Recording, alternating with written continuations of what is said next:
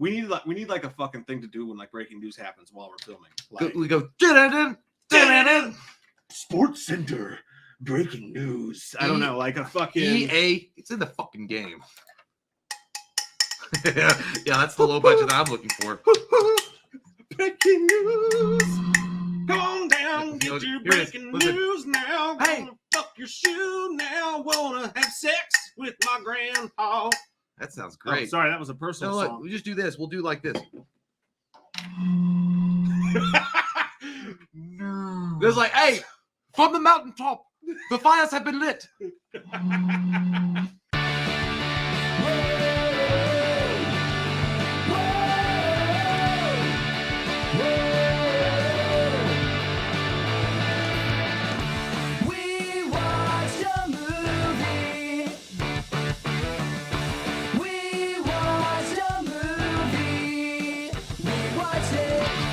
Pumpkinhead. Paramount players conjuring a remake of Stan Winston's classic. Ooh. They're remaking fucking Pumpkinhead. Kind of scared because if they go CG route with that, it's gonna be trash.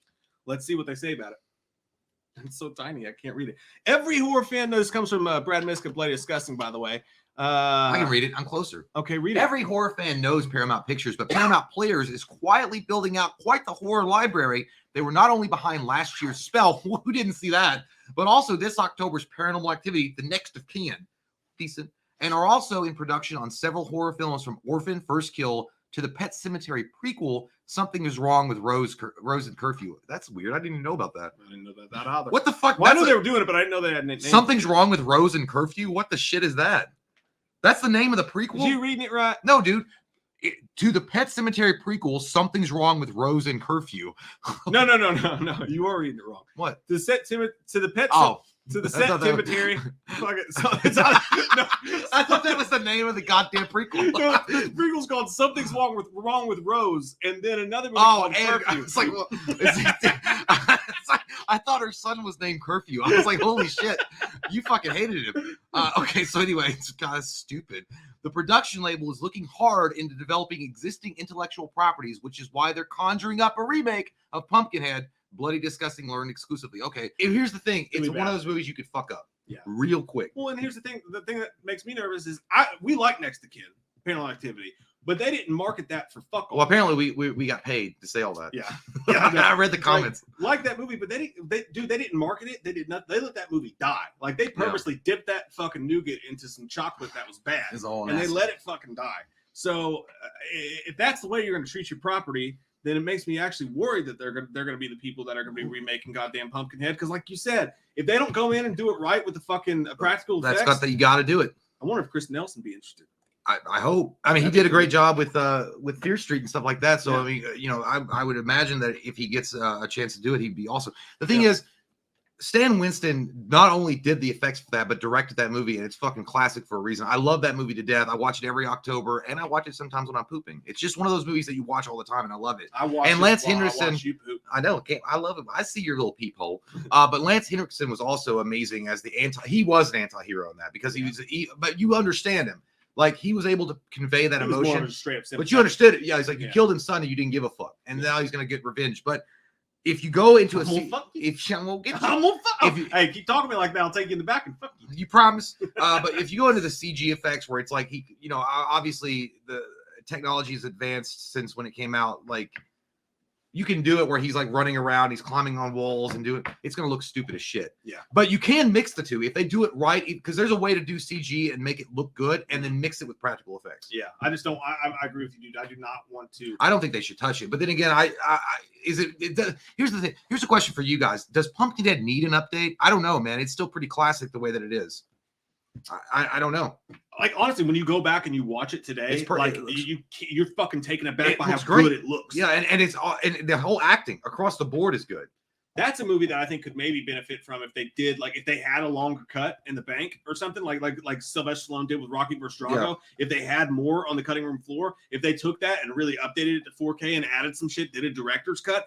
Pumpkinhead's the kind of movie, and then you could re-release it in theaters to tell these fucking kids that don't know their ass from their elbow today, hey, you guys want to see a real creature feature? Go watch some fucking Pumpkin. Well, it's one of those. Like, well, yeah, I'll let you guys decide. In personal opinion, I don't think it needs to be touched. I think it's good the way that it is. I don't think it. There's certain movies that you look at and you're like, yeah, that needs a remake. Like I can see why they would want to update that. Like something like Black Christmas. You look at that and you're like, yeah, it kind of seems kind of cheeky and corny and the way that it was shot. I update that. But something like Pumpkinhead, something like The Exorcist. I don't know, man. I just feel like those movies that are so classic and so perfectly done that there's no point in going back and fucking with them.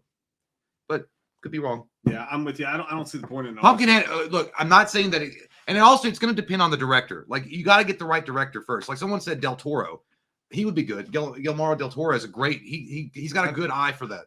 Oh, okay, I got really confused. I was like, they can't see us, but they can. Pan's Labyrinth. If you look at that, Pan's Labyrinth. Guillermo del Toro is like one of those guys. Guillermo del Toro. He's one of those dudes that really understands creature features. Dude, you should see Antlers. He just executive produced it because he's getting lazy, but he only executive produced it. But dude, fucking good creature. Well, and him and I swear to God, dude, I even take Peter Jackson. He did Dead Alive and shit like that. Peter Jackson knows how to tell those kind of stories. I don't want any director that's going to come in there and be all cutesy with him. Like, I'm going to add some like really bad actors and I'm going to add like some college humor and then just make him a big fat fucking CGI floating monster. Yeah. But no. Paramount, if it's going to Paramount Plus, man, they said Paramount Players. It just said Paramount Players. So I don't know if this is something they're just going to throw on Paramount Plus. They're not going to put the heart and soul into. Well, I mean, I don't know. We like Paranormal Activity, and that was a Paramount Plus exclusive. Right, but they fucking dicked it. They dicked it summertime. They dicked it by not like advertising it. Yeah.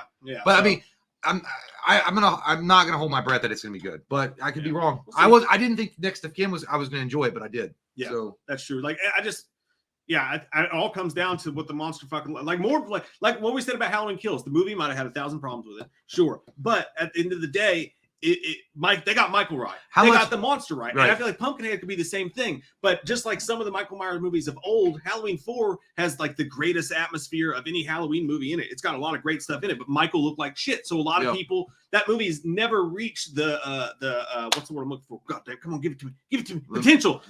P word. But I was thinking. By the way, did you know Halloween 4? What? You know about Halloween 4? Yeah. Do you know if the mask looked good? Do you know how revered that movie would have been? Dude, I didn't know this. Do you know that the reason why it looked like that was actually the Kirk mold, but they didn't have time to fucking fix it, so it looked like shit. Yeah, they just they put eyebrows on it. Yeah, but it was the actual mold, and if they'd had more time, they would have actually made it look like the first original, like the box cover. Would change the whole goddamn movie. Yeah. Now we love Halloween 4, but overall, most people look at it as a shitty movie. Yeah, Commander Data from Star Trek. Man, if they just made, and that's the thing with this, Halloween Kills got Michael right. If Pumpkinhead gets Pumpkinhead right, then you're on the but. So many movies don't take the time to do that. They're probably not going to do practical effects with it. I think the only way that it works, obviously they say the script is done. Hopefully it's by people that really appreciate it and respected the material, so they do it right. And then you got to get a director that actually understands what they were going for, what Stan Winston was going for, and gets the character of Pumpkinhead and what the whole thing is about. Vengeance and obviously, but it's about going too far to get your vengeance. So if he understands that. But here's the thing. I don't know if it's more expensive to do practical effects. I think it's more expensive nowadays versus just putting on your computer and doing CGI. No clue. No, I would imagine that CGI, because it's so accessible. Anybody, you could just get out. You could do a CGI. We could do CGI right now with fucking YouTube Creator Studio. Well, so I don't know. But if Paramount Plus is like, yeah, we're not going to put the money in to make like the big creatures and the models and stuff like that. We'll just go ahead and get fucking Sony Studios and make some CG shit. I say go the route that they went with this one. Let the guy who does the practical effects, Stan Winston in that case. Stan Winston's dead. No, I know. I'm saying they let the guy who made the monster direct the movie. And I think whoever they get, if they really want to go for it, say if they got Christopher Nelson, I don't know if he'd be interested in directing. I don't know. But hey, man, like, whoever they get to make the monster, get somebody who can direct as well. Yeah. Because the most important thing about Pumpkinhead is, do you believe it when you see it? And when even going back to watch Pumpkinhead today, when I see him, I fucking believe it. I would go with the guy that did we just watched it a couple of months ago. The director for Big Black Cox 3. Yeah, that was a good one. The cinematography was great. I could really see the cum coming out. Pony Smasher. Yeah. The guy who did Lights Out. Yeah, that was a long time. I'm not talking about that one, but I'm talking about the one with Andy Mudacek. Son. Son, the He director. didn't direct that. No, he didn't. I'm saying the director of that could do that. Yeah, because that's a creepy ass fucking movie. Yeah, or an up and coming director that has those, but or Mike P. Nelson could probably make a good Pumpkinhead movie. The guy that did the new. We're just trying to say that so Mike will come back on, but no, but I think that's what it comes down to. It's all in how they do the monster with Pumpkinhead, whether or not they should do it again. But at the end of the day, do they really need to do it anyway? Probably fucking not. Mm-hmm. But hey, what are you gonna do on October 31st? What are you gonna do on October 31st? Here comes that white-faced fucker, an asshole like no other. He's a big old piece of shit. Wants to stab your sister's tits cause he's a white-faced fucker. Loomis can't recover. Dr. Challenge drunk again, sleeping with your sister's friends. Do you want to know about the darkness? I said, God damn. God damn you, Michael! I said, God damn. A lot of people don't know the darkness that goes inside their hearts. I said, God damn. God damn you, Michael!